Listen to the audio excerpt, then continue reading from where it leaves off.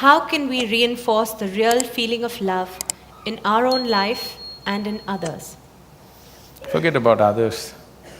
If you learn to be loving by your own nature, not because of somebody else or something else, if you just become love, not love somebody, then you will know the nature of love. If you love somebody, it's a fickle happening, because no human being will happen 100% the way you want them. Every human being on this planet is going to disappoint you, believe me. Not because they'll do something wrong, because nobody can fulfill the unrealistic expectation you have of them. It's simply not possible. Have you been able to fulfill anybody's expectation, I'm asking you, entirely? Partially, but never entirely, isn't it? So nobody else will be able to do it. Unless you're still such a hopeless romantic, you're still waiting, that ideal person is going to come from somewhere. No, believe me, whoever comes, I want you to know, the ideal people whom you worship, when Krishna was there, his wives complained. When is unconditional love truly possible?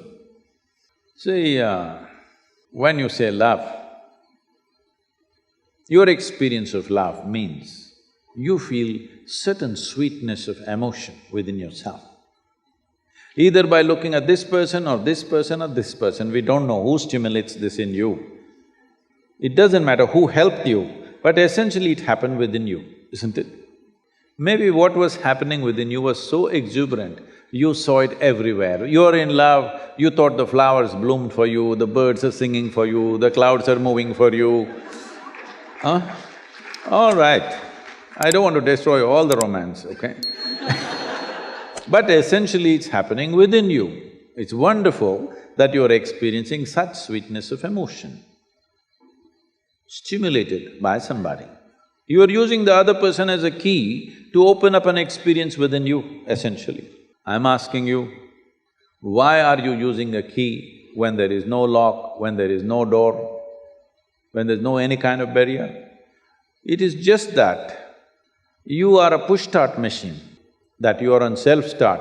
If you wake up in the morning, you are overflowing with joy and love and exuberance by yourself. You don't need anybody to stimulate you. Would you like to be a self-start machine? After some time, you try to extract happiness from the other person. That is when these love affairs become tedious and horrible, because you're trying to extract happiness from the other person. No, life should be like this. When it comes to joy, when it comes to love, when it comes to exuberance of life, you must be the source of this, isn't it? You must be the source of this. Well, other things are shared in life. There are two ways to enter into a relationship. One way is because you want to extract something from somebody. Another way is because you want to share something with somebody. These are two ways. If you're out to share, your life will be good. If you're out to extract, when they close the tap, it's going to get terrible and nasty. You have seen people who thought they're absolute lovers, how terrible it becomes for many of them. Not because there's anything wrong with them, simply because you started off on the wrong footing, thinking, this person is the source of my joy. No, no, no. Joy or misery, the source is within you. Yes or no? Whether it's joy or misery, the source is within you. It's for you to decide. If you're a joyful human being, they will also want to be with you. If you're a misery, they will endure you for some time. Shall I tell you a joke? Are you okay? On a certain day, Shankaran Pillai… What happened? Was walking in a park in the evening, sunset time. He saw a young, pretty-looking woman sitting on a stone bench. You know the park benches? He also went and settled down on the same bench. After some time, he moved little closer. She moved little away. He allowed a few minutes and again moved little closer. She moved little away. Again he moved closer. Now there was nowhere else to go for her because she was at the end of the bench. She pushed him away. Then he waited for 2 minutes, just the sun to get to the right angle. Then he went down on his knees and he said, I love you. I love you like I have never loved anybody in my life. You know, a woman is a fool for love. And the sun was setting. If it was middle of the afternoon, she wouldn't believe a damn thing. Sun was setting, the ambience was right, and she kind of yielded. Nature took over, things happened between them. Then he looked at his watch, it was 8 o'clock in the evening. He got up and he said, I need to go, I need to go.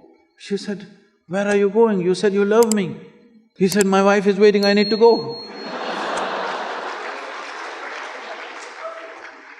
So, I love you for a whole lot of people is like that, you know, open sesame. You want to get something, maybe your needs are physical, psychological, emotional, financial, social, or we don't know what else. You have needs to fulfill. So you use this mantra and it works. Half the time it works, okay? I'm saying it's important. It is important you know the joy of being loving. Because sweetness of emotion is needed for you if you want to take really big steps in your life. If you do not have sweetness of love in your heart, believe me, if you try to take big steps in the world, particularly in India, you will end up frustrated.